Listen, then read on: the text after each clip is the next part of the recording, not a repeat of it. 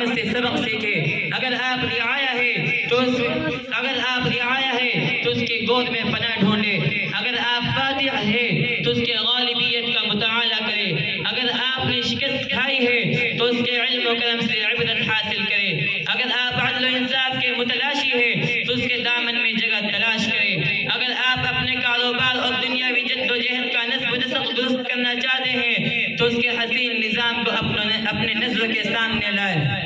غرض آپ جو کوئی بھی ہو، آپ کی زندگی کے لیے نمونہ، آپ کے جینے کا سامان، ظلمت خانہ کے ہدایت کا چراغ اور رہنمائی کا نور۔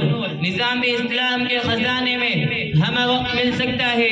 نظام اسلام ہی ایک ایسا صاحبہ ہے جہاں فرحت و مسرت کے عناصر بھی نغمہ سنجی میں مصروف ہے، اور دولت و ثروت کی آنگا بھی جب بادشاہی پہ مجبور ہے۔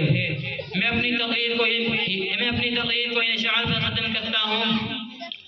طویل عمر ہے درکار اس کے سننے کو، طویل عمر ہے درکار اس کے سننے کو، ہماری داستہ الفاظ مختصر میں نہیں۔